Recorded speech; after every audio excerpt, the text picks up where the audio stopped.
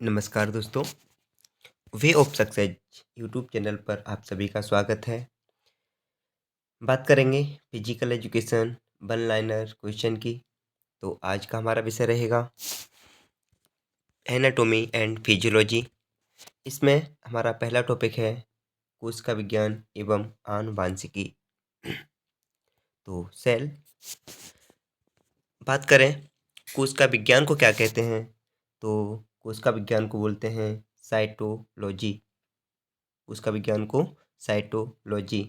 हम जानते हैं मानव शरीर की छोटी से छोटी कोई इकाई है तो वह है कोशिका, सेल। सेल तो कोशिका की खोज किसने की थी, तो रॉबर्ट हुक ने कब की थी, 1665 में।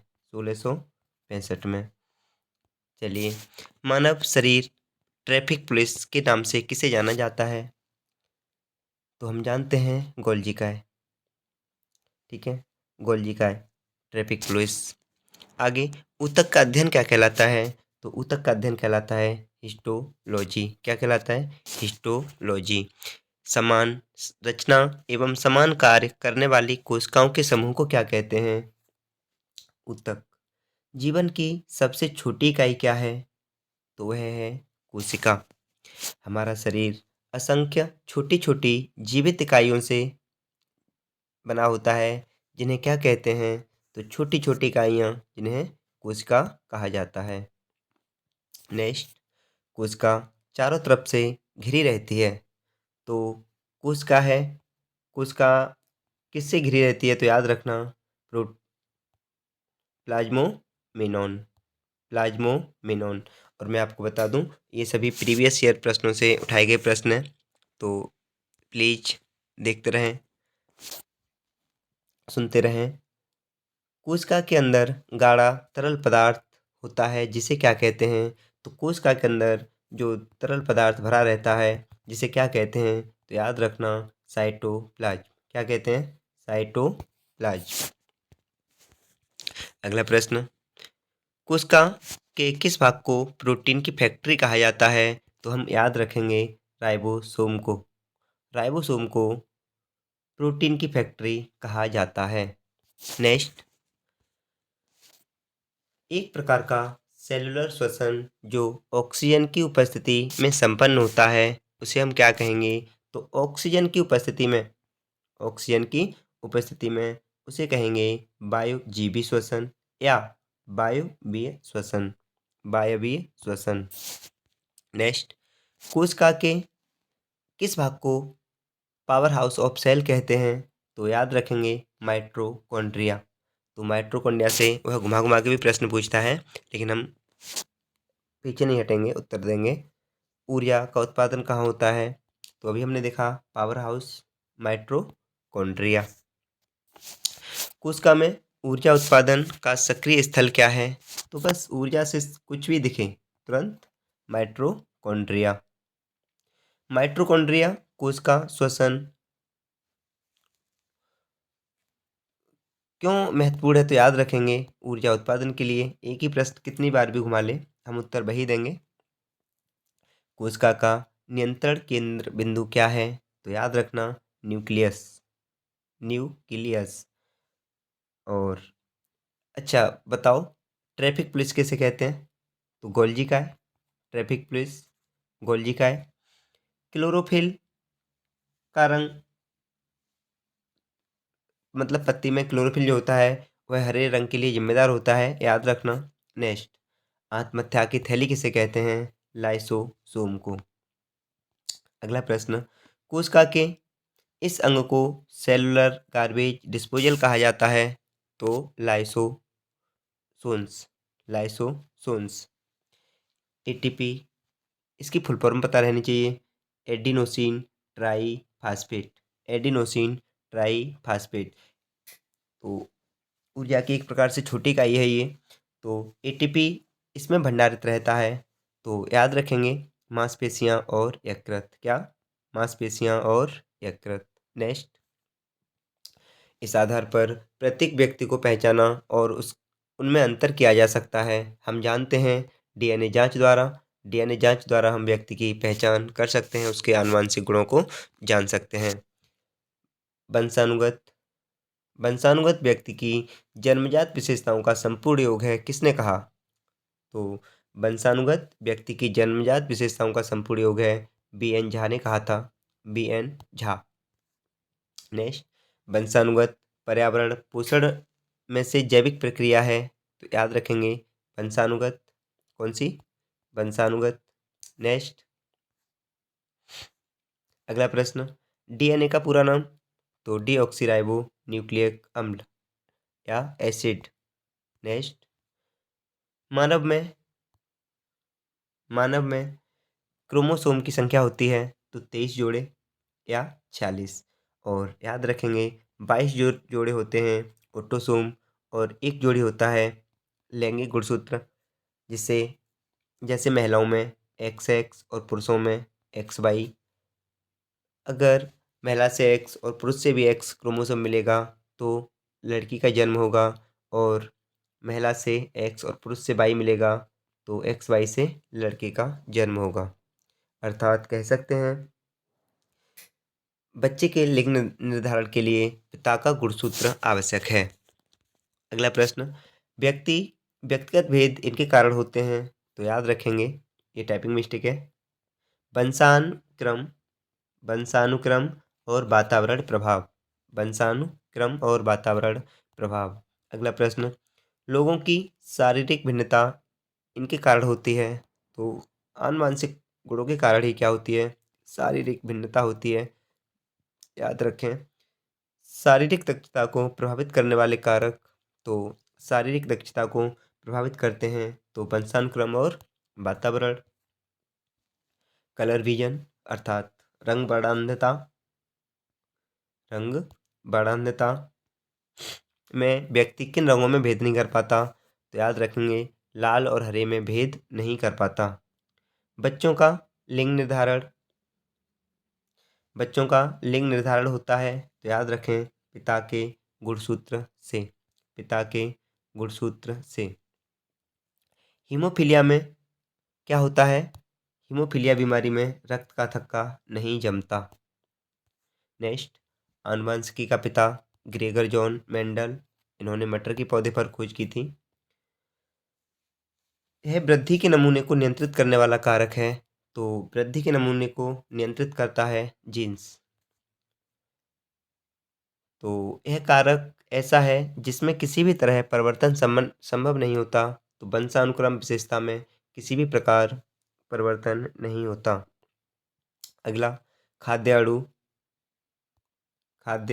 अणु बंधों की ऊर्जा से बने उच्च ऊर्जा वाले यौगिकों को जो हमारी कोशिकाओं को छोड़े और रखे जाते हैं उन्हें कहा जाता है, तो एटीपी एडिनोसिन ट्राईफास्फेट।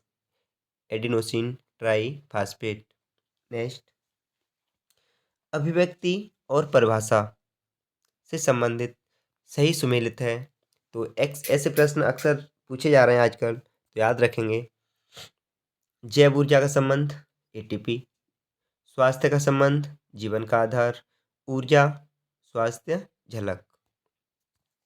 अगला प्रश्न, पोषण अच्छे स्वास्थ्य का मूल।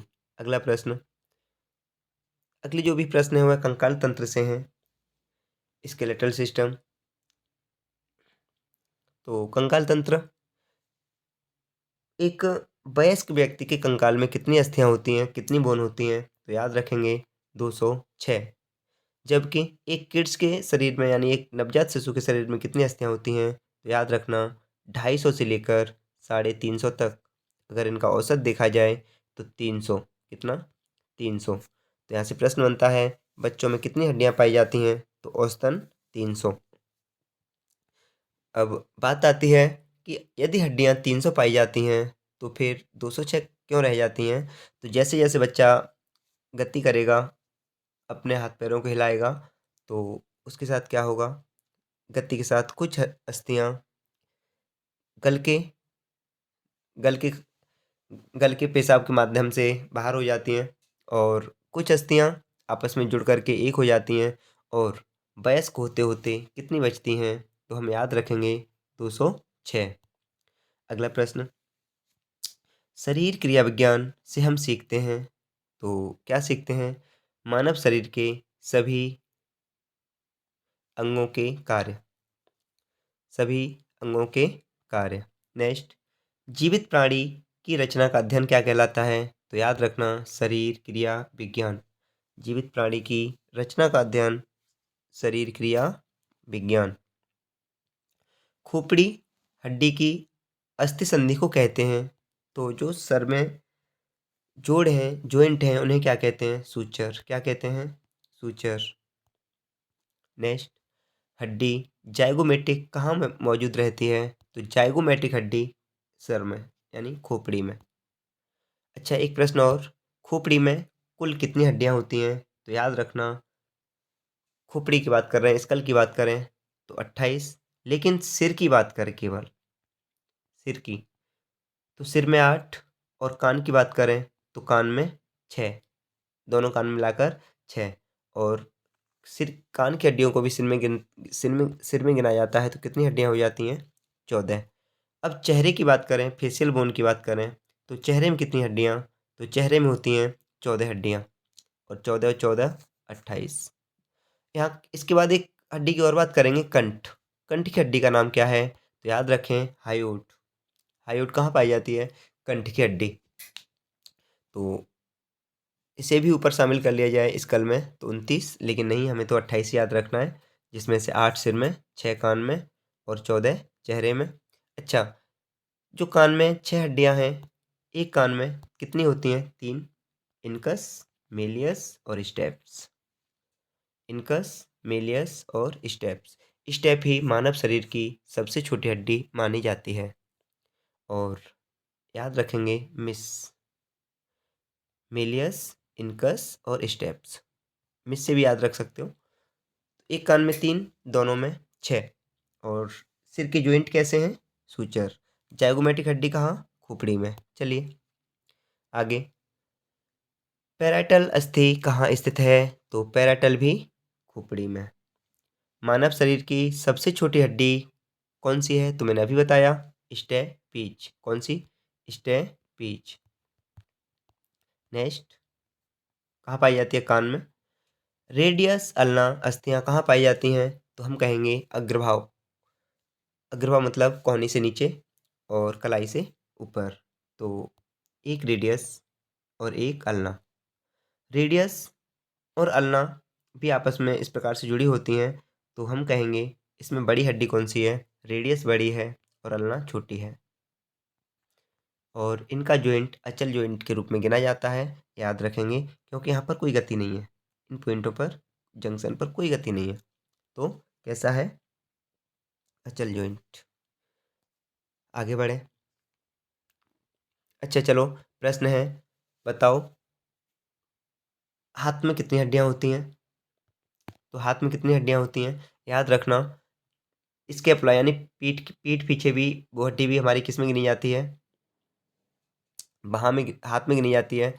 और हंसली यानी क्लेविकल हड्डी भी कहाँ गिनी जाती है? तो वह भी बाह में गिनी जाती है। और कुल मिलाकर देखा जाए तो हाथ में 64 अस्थियां होती हैं।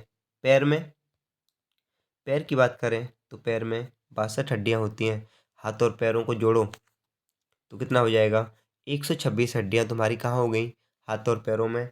यदि 206 से माइनस कर दिया जाए, 206 से माइनस कर दिया जाए तो 0, और 8, 80 हड्डियां कहाँ बची? हमारे शीर्ष धड़ में। तो याद रखना 126 हड्डियां हमारे हाथ और पैरों में पाई जाती हैं। नेक्स्ट, मानव शरीर में हड्डियों को किस आधार पर वर्गीकृत किया गया है? तो मानव शरीर की हड्डियों को आकार और आकृति के बेस पर वर्गीकृत किया गया है। नेक्स्ट, अग्रबाहु में 2 संधित अस्थियां, तो हमने अभी बताया था, रेडियस अल्ना। यदि रेडियस अल्ना हाथ में, तो पैर में कौन सी? टिबिया और फिबुला। टिबिया टांग में, याद रख सकते हो, पूछ लेता है एग्जामिनर कि टिबिया अस्थि कहाँ पाई जाती है? तो टांग में। Tibia fibula, radius ulna. Radius ulna कहाँ? हाथ में। नेक्स्ट, प्रगंडिका, बाह्यजंगिका, अंतर्जंगिका, उर्वस्थि। तो ये सब कहाँ पाई जाती हैं? पैर में। कहाँ पाई जाती हैं? पैर में। नेक्स्ट, मानव शरीर की सबसे बड़ी अस्थि या हड्डी, तो याद रखना ह्यूमरस। सबसे बड़ी हड्डी ह्यूमरस कहाँ पाई, सॉरी सॉरी सॉरी, सबसे बड़ी हड्डी, बड़ी बड़ी हड्डी की बात करें तो हम शरीर के ऊपर की बात करें, शरीर के ऊपर की बाहाँ की सबसे बड़ी हड्डी, तो याद रखेंगे ह्यूमरस। लेकिन पूरे शरीर की कौन सी है? जांग की, जांग की फीमर। कौन सी? फीमर। तो सबसे बड़ी हड्डी फीमर। लेकिन यदि हम बात करें अपर भाग की सबसे बड़ी हड्डी, तो ह्यूमरस। नेक्स्ट, ऊप यह ऊपरी भाग की हड्डी है प्रगंड का, जिसका नाम अभी हमने देखा था ह्यूमरस। क्या? ह्यूमरस। नेक्स्ट, अंशफलक, जिसे हम इंग्लिश में बोलेंगे स्कैपुला, अस्थि स्थित है, तो हमने पहले ही चर्चा की थी पश्च भाग में, अर्थात पीठ पीछे। तो जब हम बाहाँ से को आगे पीछे करते हैं तो जो पीछे हिस्सा उठ रहा है बैठ रहा है उसे हम क्या कहेंगे? कंधा। तो कंधे के पीछे की साइड जो उभरा हुआ हिस्सा है उसे ही कहते हैं अंशफलक अर्थात स्कैपुला। नेक्स्ट, मानव अस्थि पंजर के घुटने, हाथ और पैर में पाई जाने वाली अस्थि कहलाती है, तो कौन सी? कंडरा अस्थि। कौन सी? कंडरा अस्थि। घुटने की परिवर्तनीय अस्थि को कहते हैं, तो घुटने की जो अस्थि होती है उसे बोलते हैं पटेला या नी कैप। नी कैप से याद रखेंगे पटेला, हिंदी में बोलते हैं जानुका। नेक्स्ट, मानव शरीर के उपबंधी अस्थि पंजर में कितनी अस्थियां? तो मैंने अभी बताया था 126, 64 हाथ में, 62 पैरों में, और कुल मिलाकर 126। स्टर्नम हड्डी कहाँ पाई जाती है? तो अब यहाँ एक चीज़ और समझो, ये हमारी स्टर्नम है, चेस्ट के बीचों बीच हमारी मेरुदंड से हड्डी निकल के आई और यहाँ आकर के टच हो गई, टच हो गई, चल जा। तो इस प्रकार से हम कह दें कितनी जोड़ी अस्थियां? पहले तो ये बताओ पसलियां कितनी जोड़ी होती हैं? तो याद रखेंगे 12 जोड़ी। 12 जोड़ी में से ट्रू रेब्स कितनी होती हैं? तो होती हैं 7। 1 2 3 4 5 6 और 7। इस प्रकार के इस प्रकार से 7 हड्डियां हमारी स्टर्नम से जुड़ी होती हैं। 1 2 3 4 5 6 7। इस प्रकार से 7 जोड़ी पसलियां कहाँ पर एक दूसरे से जुड़ी होती हैं। लेकिन इसके बाद 3 जोड़ी पसलियां एक दूसरे से जुड़ी होती हैं, जिन्हें हम बोलते हैं फाल्स रेब्स। क्या? ट्रू रेब्स 7 जोड़ी, फाल्स रेब्स 3 जोड़ी, और 2 जोड़ी पसलियां किसी से नहीं जुड़ी होती, सीधी सीधी स्विमिंग कर रही होती हैं। तो तैरने वाली पसलियां जिन्हें बोलते हैं, तो कितनी होती हैं? 2 जोड़ी, याद रख सकते हैं। नेक्स्ट, स्टर्नम स्थित है, तो हमने अभी बताया था चेस्ट में। नेक्स्ट, लंबी अस्थियों का शरीर में क्या काम है? तो उत्तोलक के रूप में कार्य करना। उत्तोलक के रूप में कार्य करना। उत्तोलक दूसरी भाषा में बोले तो लीवर। अब यहाँ समझो लीवर कितने प्रकार के होते हैं, उत्तोलक कितने प्रकार के होते हैं? तो याद रखना उत्तोलक 3 प्रकार के होते हैं। नंबर 1 प्रथम प्रकार का उत्तोलक, द्वितीय प्रकार का उत्तोलक और तृतीय प्रकार का उत्तोलक। यही नाम है इनके, प्रथम प्रकार, द्वितीय प्रकार और तृतीय प्रकार का उत्तोलक। बात करेंगे इनको याद कैसे रखें। देखो, एक होता है एक्सिस जिसे हम बोलते हैं आलम, दूसरा होता है भार जिसे हम बोलते हैं लोड, तीसरा होता है बल जिसे हम बोलते हैं फोर्स। तो एक्सिस, लोड एंड फोर्स, ये तीनों शब्द याद रखें और इनके हिंदी नाम भी याद रखें, आलम्ब, भार और बल। तो समझने की बात है, अभाव, मैंने पहले पहले अक्षर उठा लिए, अ भा और ब, अभाव। समझो यहाँ फर्स्ट टाइप, सेकंड टाइप और थर्ड टाइप। अ भा ब। समझने की बात है। मैंने देखा 3 ही शब्द बताए थे। अभाव का मतलब क्या होता है? कमी। चलिए समझो। फर्स्ट टाइप में पहले तो जहाँ आलम्ब भार और बल के बीच, वहाँ पर प्रथम प्रकार का उत्तोलक अर्थात आलम्ब बीच में होगा। जैसे तराजू, देखना अक्ष तो यहीं पर है, लेकिन एक तरफ भार होगा और दूसरी तरफ बल होगा। तराजू है ना।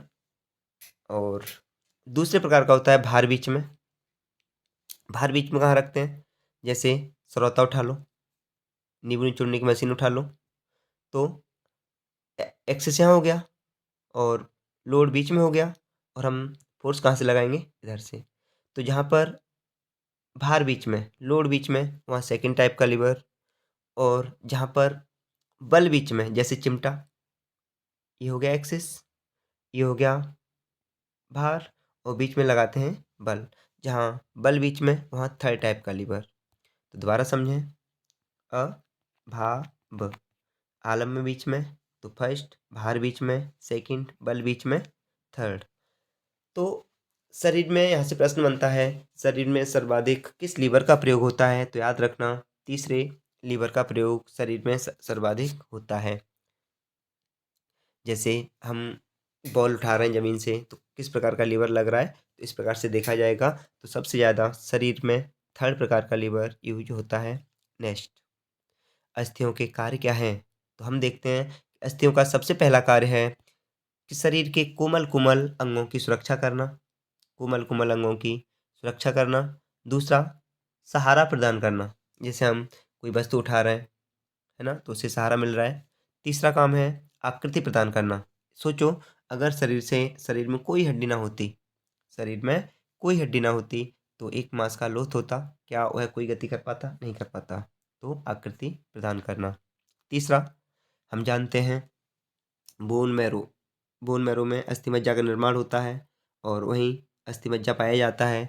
तो जो खोखली हड्डियां होती हैं और उनके बीचों बीच क्या पाया जाता है? हम कहेंगे अस्थि मज्जा।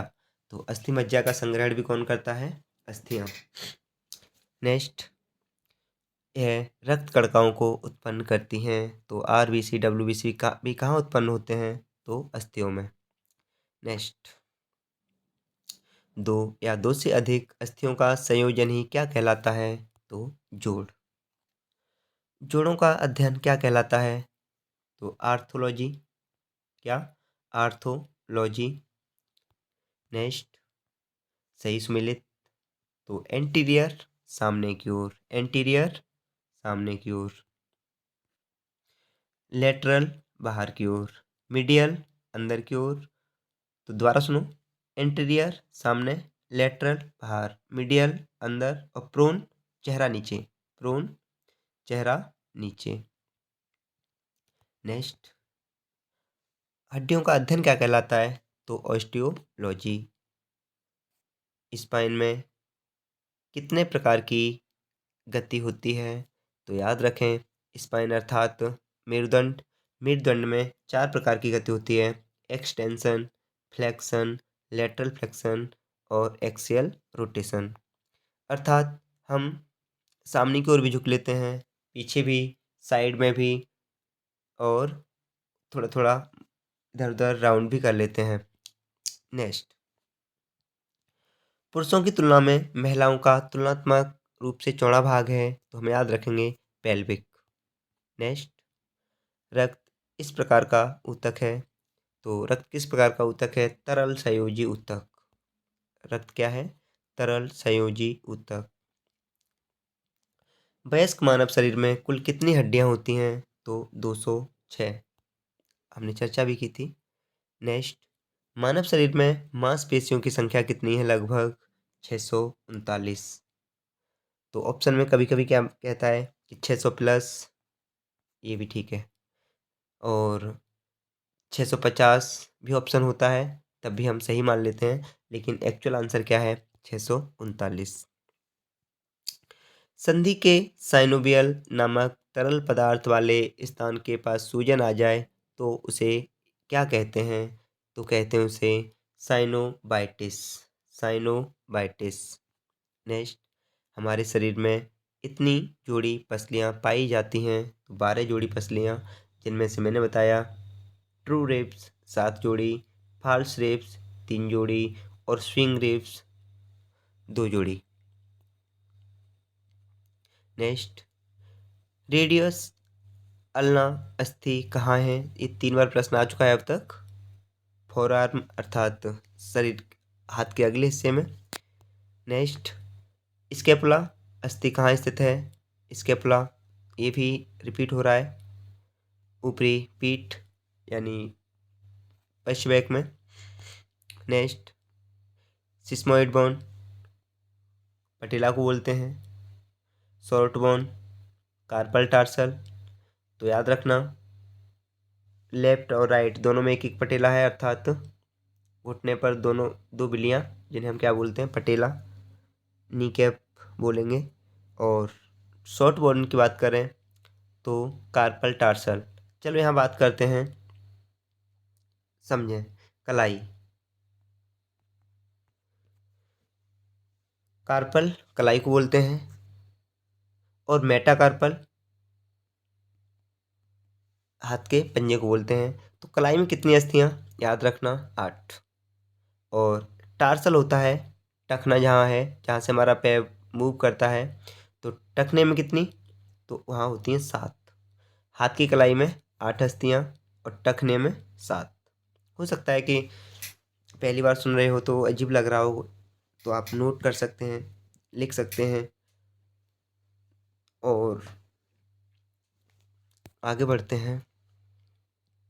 फ्लैट बोन किसे कहते हैं? तो स्केपुला फ्लैट बोन है। शॉर्ट बोन कौन सी है? कार्पल, मेटाकार्पल, सिस्मोइड बोन, पटेला। गति के आधार पर मानव में कितने प्रकार के प्रमुख जोड़ हैं? तो हम कहेंगे 3। चल, अचल, इसमें 2 बार अचल लिखा हुआ है, एक बार चल, दूसरी बार अचल। और यहाँ थोड़ी गति कह रहा है ना, तो हम कहेंगे अपनी भाषा में चल जॉइंट, चल, अचल जॉइंट और अर्धचल जॉइंट, अर्धचल। तो इस प्रकार से 3 प्रकार के होते हैं। चल जॉइंट की बात करें तो जैसे यह 5 प्रकार के होते हैं, जैसे गर्दन का जॉइंट, जिसे हम पिवोट जॉइंट कहते हैं। कीलर जॉइंट भी कहते हैं, पिवोट। दूसरा, कंधे एवं कूल्हे का जॉइंट, जिसे हम बॉल एंड सॉकेट जॉइंट कहते हैं। तीसरा, कोहनी, घुटना और हाथ की उंगलियों का जॉइंट, जिसे हम हिंज जॉइंट कहते हैं। चौथा, कलाई का जॉइंट, कलाई के जॉइंट को क्या बोलते हैं? कलाई और नीचे पैर के टखने के जॉइंट को।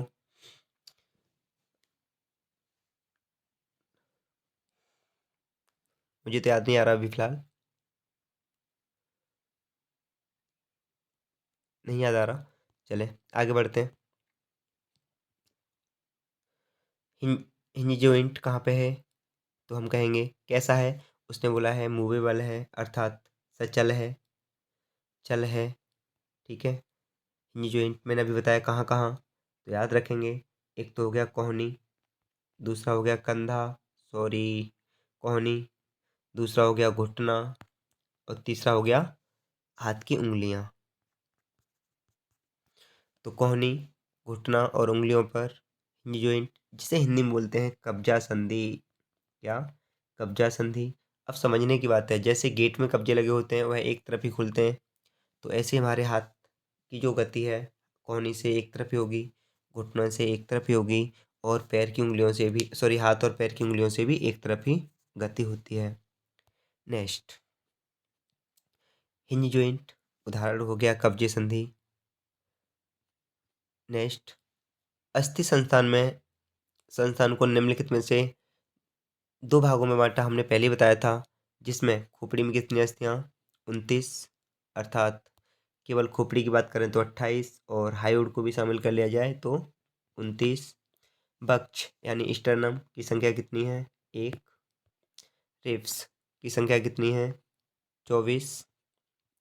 रीढ़, यदि हम बच्चों की बात करें, मेरुदंड में कितनी अस्थियां? तो बच्चों की बात करें तो याद रखना 33, और वयस्क की बात करें तो 26, बच्चों में 33, वयस्क में 26। लेकिन यहाँ एक चीज़ और है, पेपर में आ जाए, एग्जाम में आ जाए कि मानव शरीर के मेरुदंड में अस्थियां पाई जाती हैं, ऑप्शन 26 भी है, ऑप्शन 33 भी है। उसने नहीं कहा कि बच्चों में या वयस्कों में। अब उत्तर क्या दें? और सबसे ज़्यादा रिपीट होने वाला प्रश्न है, तो याद रखना हमें 33 आंसर देना है। हमें नहीं पता हुआ किस रूप में पूछना चाह रहा है, लेकिन हमें बच्चों के अनुसार उत्तर देना है 33। याद रखना इस बात को। नेक्स्ट, एपेंडिकुलर अस्थियां। एपेंडिकुलर अस्थियां तो हमने अभी बताया था, अपर लिम्ब में 64 अर्थात हाथ में 64, लोअर लिम्ब में 62 अर्थात पैरों में 62। और हड्डियों के वर्गीकरण की बात कर चुके हैं। इनका कार्य क्या है? आकार प्रदान करना, आकृति देना। इस प्रकार से इसके और भी कार्य हैं। लंबी हड्डियां जो होती हैं किस रूप में कार्य करती हैं? तो लंबी हड्डियां लीवर के रूप में कार्य करती हैं, और लीवर के रूप में कार्य करती हैं। जैसे एग्जांपल दिया, ह्यूमरस और फीमर, है ना।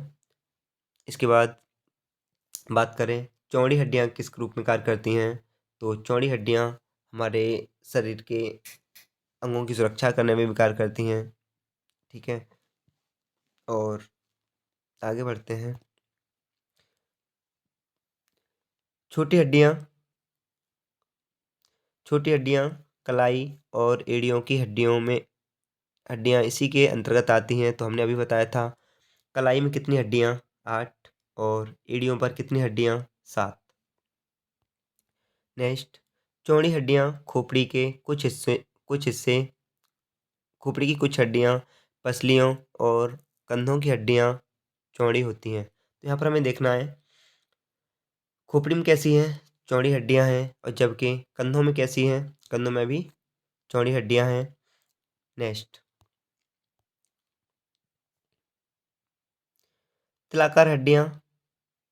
तो तिलाकार हड्डियां हम बात करें, यह बीजों की तरह होती हैं, छोटी छोटी बीजों की तरह तिलाकार हड्डियां। नेक्स्ट, मैंने अभी बताया था कि लंबी हड्डियां लीवर के रूप में कार्य करती हैं, उत्तुलक का कार्य करती हैं। ठीक है, यह शरीर को ढांचा देती हैं हड्डियां, और शरीर की सुरक्षा करती हैं। और मैंने क्या बताया था, यह जो आरबीसी और डब्ल्यूबीसी का उत्पादन करती हैं। इनके साथ साथ मज्जा का संग्रह करती हैं, रक्त कोशिकाओं को उत्पन्न करती हैं। इनके यही मुख्य रूप से कार्य हैं। आगे बढ़ते हैं। तो कथन कथन है, शारीरिक शिक्षा एक समृद्ध विज्ञान है जिसका मूल रूप से मनुष्य की गति से संबंध है। मेरे हिसाब से ये बिल्कुल सही है कि शारीरिक शिक्षा एक समृद्ध विज्ञान है और जिसका मूल रूप से मनुष्य की गति से संबंध भी है। दूसरा तर्क है, शरीर रचना विज्ञान, शरीर विज्ञान, मानव विज्ञान, जैव रसायन, जैव भौतिकी, जैव यांत्रिकी जैव यांत्रिकी आदि शारीरिक क्रिया कार्यक्रम की दृष्टि से मनुष्य और उसकी गति को समझने में अत्यधिक योगदान करता है। बिल्कुल करता है। अर्थात अब कथन ए और बी दोनों ही सही हैं, और एक दूसरे की सही व्याख्या भी करता है। नेक्स्ट, सही सुमेलित है, रेडियस अल्ना एनुलर लिगामेंट कहलाता है, नितंब संधि लिगामेंट टेरिस कहलाता है, घुटने की संधि क्रूसिएट लिगामेंट कहलाता है, और कंधे की संधि ग्लूनोह्यूमरल लिगामेंट कहलाता है। तो ये प्रश्न चारों ही मैंने पहली बार सुने हैं, सच सच बता रहा हूँ। रेडियो अल्नर संधि कैसी है? एनुलर लिगामेंट, नितंब संधि लिगामेंट टेरेस, घुटने की संधि क्रूसिएट लिगामेंट, और कंधे की संधि ग्लेनोह्यूमरल लिगामेंट। नेक्स्ट, बाइसेप्स का लंबा सिरा कैसा है? तो सुपरग्लाइनाइड टेबुरिकल है।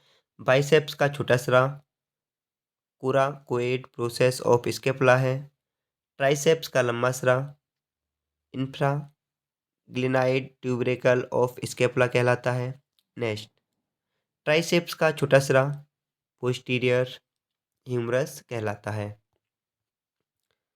और इसी के साथ थैंक यू क्लास, एंड तक देखने के लिए धन्यवाद। यदि आपको क्लास पसंद आई तो प्लीज़ शेयर करें और सब्सक्राइब करें, लाइक करें। बहुत बहुत धन्यवाद।